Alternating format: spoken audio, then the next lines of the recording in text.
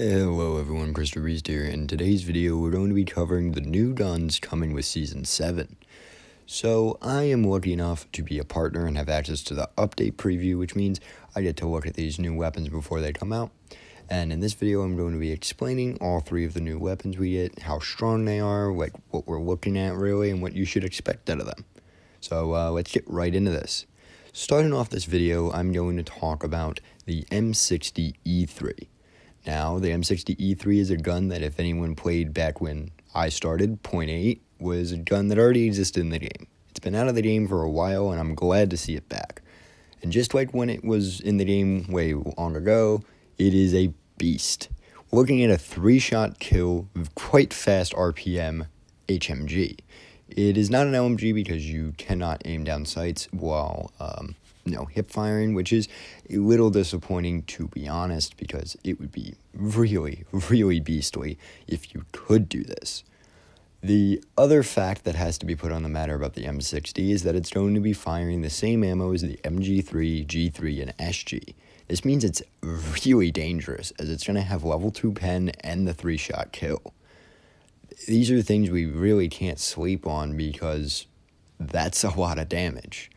The other thing to note is that the M60E3 has a whole lot less bloom than its counterpart, the MG3, and this is going to make it viable in far more firefights than the MG3 is.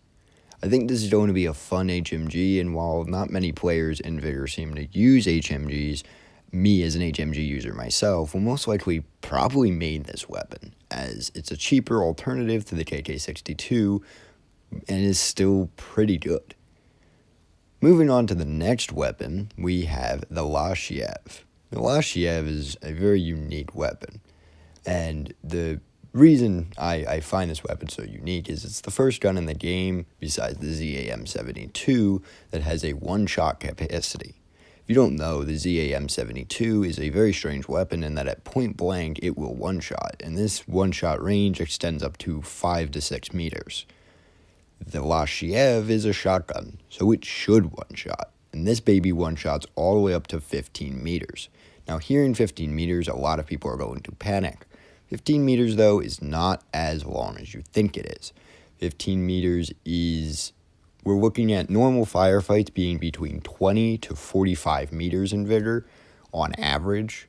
That's talking not about long-range firefights that are looking more like 60 to 70 meters.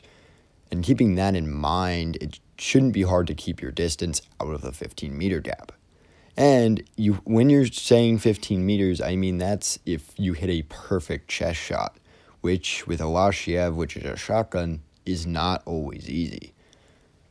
Besides the point, though, this thing's a beast even if you're not in one-shot capacity, because it has a much larger mag than any other shotgun, looking at 9 rounds, and has a slightly faster fire rate than the KS-23.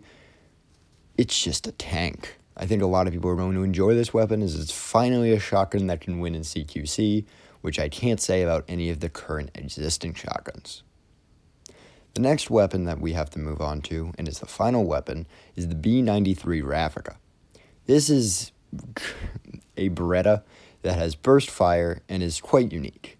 We're looking at a 4-shot kill, very fast rate of fire, very low recoil, white secondary.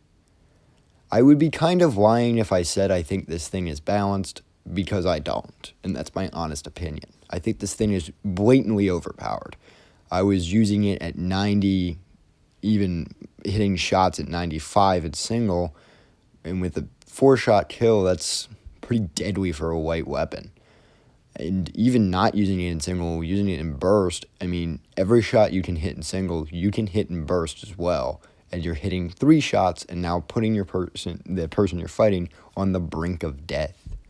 This is an insane weapon, and I'm hoping that we'll see some light nerfs for it, most likely by the time 7.1 rolls around. But regardless, talking about the weapon as it is now, we're looking at a 21 mag burst, 3-round burst fire pistol with a 4-shot kill. I think a lot of people are going to have fun with this weapon, and yeah. Before I finish off this video, though, me and Bobo did a lot of testing to really understand where the weapons are.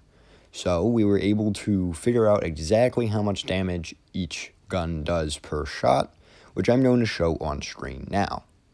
This little type of chart is helpful in understanding exactly how much damage something does, because what's one gun's 4-shot kill and what's another gun's 4-shot kill are two very different ponies. And in the future, we hope to get a chart that looks like this for almost every gun. This has been Christopher Beast, and I hope you enjoyed this video. And I also hope you're excited for the next season. Until next time, see ya.